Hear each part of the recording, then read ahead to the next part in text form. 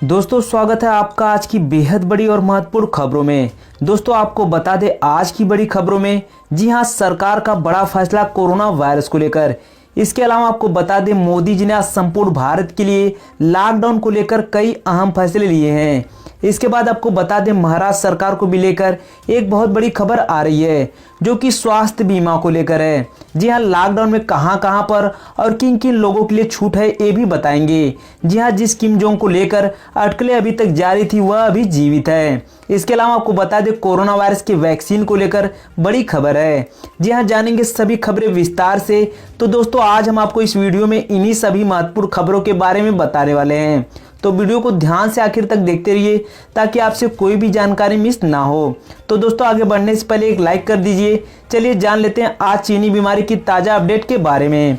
आपको बता दें भारत में संक्रमित मरीजों की संख्या लगातार बढ़ती जा रही है और यह संख्या 37,336 के ऊपर पहुंच चुका है, जिसमें से 9,951 लोग ठीक होकर अपने घर जा चुके हैं और 12 से 18 लोगों की मृत्यु हो चुकी है। इसी के साथ बढ़ते इस वक्त की अगली बड़ी खबर की ओर।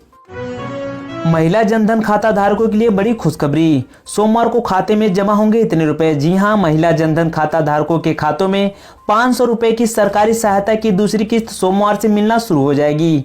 कोविड-19 संकट के दौरान गरीबों की मदद के लिए वित्त मंत्री निर्मला सीतारमण ने 26 मार्च को महिला जनधन खाता धारकों के खातों में अप्रैल से 3 महीने तक हर माह 500 रुपए की मदद देने की घोषणा की थी। वित्तीय सेवा सचिव देवाशीष पांडा ने शनिवार को ट्वीट के जरिए जानकारी दी। उन्होंने कहा, प्रधानमंत्री गरीब कल्याण पैकेज के तहत प्रधानमंत्री जनधन योजना द्वारा महिला खाता धारकों के बैंक खातों में मई माह की किस्त भेज दी गई है। उन्होंने कहा कि लाभार्थियों को यह पैसा निकालने के लिए एक सारणी जारी की गई है।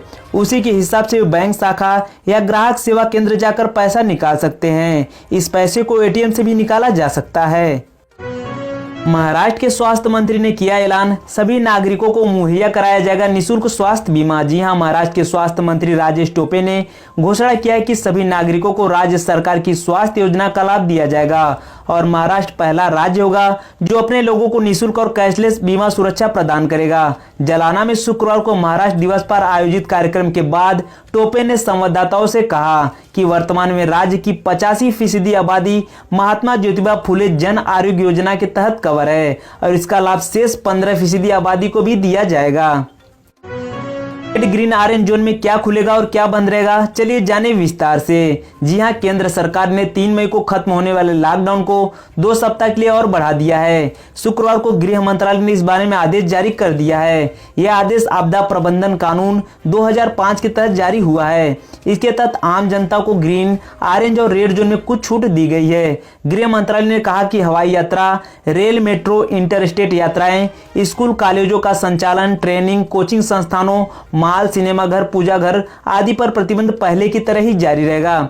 चलिए आपको बता दें तीनों जोन में क्या क्या प्रतिबंधित रहेंगे। जी हां, हवाई यात्रा, रेल, मेट्रो, राज्यों के बीच सभी तरह का परिवहन बंद रहेगा। शहरों के बाजार और माल बंद ही रहेंगे, सिवाय मोहल्ले और सोसाइटी व एकल दुकानों के। जी हां, स्कूल, कॉलेज व अन्य एजुकेशनल इंस्टीट्यूट बंद रहेंगे। Hotel, restaurant, cinema hall, gym, sports complex बंद रहेंगे। सभी तरह के राजनीतिक, धार्मिक, सांस्कृतिक, सामाजिक कार्यक्रमों के आयोजन पर रोक रहेगी। 65 साल से ज्यादा उम्र के लोग, गर्भवती महिलाएं, 10 साल से छोटे बच्चों को और जिन्हें पहले से ही कोई बीमारी उन्हें बहुत जरूरी न होने की स्थिति में बाहर निकलने की अनुमति नहीं है। एक जिले से दूसरे जिले में बिना अनुमति जाने की इजाजत नहीं होगी। अगर कोई राज्य पूरी तरह से ग्रीन जोन में है तो वहां का स्थानीय प्रशासन एक जिले से दूसरे जिले में जाने की अनुमति दे सकता है। निजी संस्थानों को 33% कर्मचारियों के साथ खोलने की अनुमति है। इसको वर्क फ्रॉम होम की सुविधा देकर काम करवाना होगा। ग्रीन जोन में इन देशव्यापी प्रतिबंधित गतिविधियों के अतिरिक्त सभी तरह के कार्यों की छूट होगी, बशर्ते शारीरिक दूरी और मास्क लगाने के नियम का पालन करना होगा। इसके साथ ही पूरे देश में शाम 7 बजे से सुबह 7 बजे तक गैर जरूरी काम से बाहर निकलना प्रतिबंधित किया गया है। लेकिन राज्य सरकारों को यह तय करना होगा कि वे धारा 144 लगातार को कर्फ्यू लगाकर ऐसा कराते हैं। ग्रीन जोन में जिले के भीतर बसों के संचालन की अनुमति होगी, पर यात्री की संख्या आदि रखनी होगी। ग्रीन जोन में शराब व पान की दुकान को भी खोलने की अनुमति दी गई है, लेकिन एक स्थान पर 5 से ज्यादा लोग एकत्र नहीं हो सकते। अब जान लेते हैं रेड जोन के बारे में विस्तार से। जी हां, रेड जोन में जारी रहेगी यह गतिविधियां। सभी उद्योग कंस्ट्रक्शन कार्यों की अनुमति रहेगी। इसमें मनरेगा, फूड प्रोसेसिंग यूनिट, ईंट भट्टे चालू रहेंगे। ग्रामीण क्षेत्रों में शॉपिंग मॉल को छोड़कर सभी दुकानें खुली रहेंगी। कृषि और पशुपालन से जुड़ी सारी गतिविधियां होंगी। बैंक, फाइनेंस कंपनी, इंश्योरेंस और कैपिटल मार्केट एक्टिविटी जारी रहेगी। आंगनवाड़ी का काम भी जारी रहेगा। प्रिंट और electronic media, IT sector, data और call centre, cold storage, private security service जारी रहेगी। मैन्युफैक्चरिंग यूनिट में drugs, pharma, medical device, jute industry जारी रहेगी। लेकिन यहाँ सोशल डिस्टेंसिंग के नियमों का पालन करना होगा। रेड जोन में घर घर निगरानी होगी। रेड जोन के आसपास रिक्शा और ऑटो रिक्शा नहीं चलेगा। रेड जोन में किसानों को खेती करने की इजाजत नहीं है। चलिए जानते हैं ऑरेंज जोन के बारे में। जी हां, ऑरेंज जोन में इन गतिविधियों में छूट रहेगी। टैक्सी और कैब के संचालन की अनुमति एक ड्राइवर के साथ 2 सवारी से अधिक नहीं रहेगी। जिले के अंदर आवाजाही हो सकेगी। 4 पहिए वाहन में केवल 2 यात्री सफर कर सकते हैं। मोटरसाइकिल पर आवश्यकता पड़ने पर ही दूसरे को बैठा सकेंगे।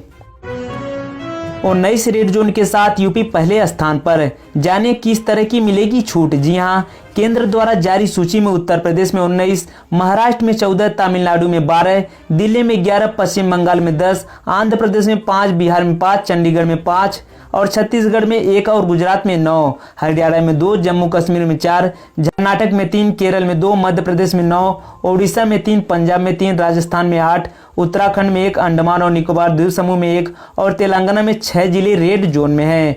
ऑरेंज जोन के मामले में भी यूपी पहले स्थान पर है। प्रदेश के 36 जिले ऑरेंज जोन में हैं। इसके बाद तमिलनाडु में 24, बिहार में 20 ऑरेंज जोन है। चलिए आपको बता दें कि अब आपको किन किन कामों में छूट मिलेगी। जी हां, निर्माण गतिविधियों को सीमित तौर पर सिर्फ 19 शहरी और ग्रामीण इलाकों में अनुमति होगी जहां श्रमिक स्थानीय स्तर पर उपलब्ध हों।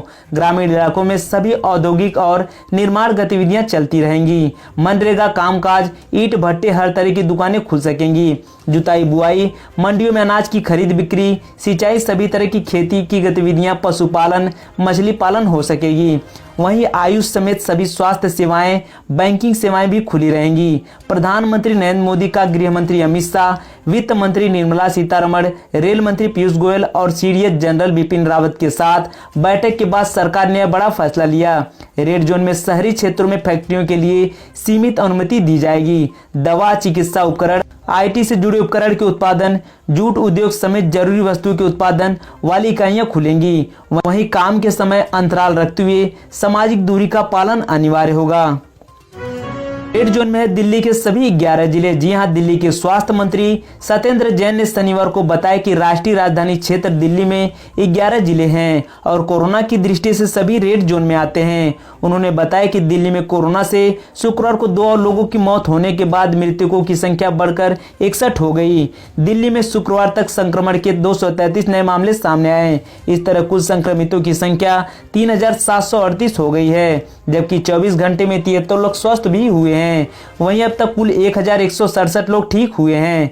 जैन ने बताया कि 10 से ज्यादा केस अगर किसी जिले में है तो उसको रेड जोन माना जाता है। दिल्ली में 11 जिले हैं और सभी रेड जोन में आते हैं। रेड जोन के अंदर जो जो छूट दी गई है वो सारी लागू होगी। अमेरिका के नाराजगी के बीच WHO ने डोनाल्ड ट्रंप को यूं चिढ़ाया। जी हां, विश्व स्वास्थ्य संगठन के कोरोना वायरस महामारी से निपटने में चीन की प्रशंसा की है और कहा है कि दुनिया के देशों को वुहान से सीखना चाहिए कि वायरस के केंद्र बिंदु पर कैसे समान स्थिति बहाल हुई। एक दिन पहले अमेरिका के राष्ट्रपति डोनाल्ड ट्रंप ने विश्व स्वास्थ्य संगठन को बीजिंग की जनसंपर्क एजेंसी करार दिया था। ट्रंप ने बृहस्पतिवार को कहा था कि WHO को खुद पर शर्मिंदा होनी चाहिए। अटकलें खत्म, सामने आया तानसा किम जोंग उन। जी हां, उत्तर कोरिया के तानाशाह किम जोंग उन शुक्रवार को 20 दिन बाद पहली बार सबके सामने आए। उन्होंने एक फर्टिलाइजर फैक्ट्री का उद्घाटन किया। यह फैक्ट्री उत्तर कोरिया के दक्षिणी पूर्वी कस्बे में स्थित है। इस दौरान किम जोंग उन की बहन किम यो जोंग भी साये की तरह से उनके साथ मौजूद रहीं। कोविड-19 का वैक्सीन मिलने तक हमें कोरोना के साथ जीना होगा, नियमों का करना होगा पालन। जी हां, केंद्रीय मंत्री प्रकाश जावड़ेकर ने शनिवार को कोरोना वायरस को लेकर अपनी प्रतिक्रिया दी। इस दौरान उन्होंने लॉकडाउन, सामाजिक दूरी और अर्थव्यवस्था जैसे मुद्दों पर बात किया। उन्होंने कहा कि चीन से कोरोना संक्रमण आया, लेकिन अभी इसका कोई वैक्सीन नहीं मिला है। इसलिए जब तक वैक्सीन नहीं मिलता तब तक हमें एक तरह से कोरोना के साथ ही जीना होगा।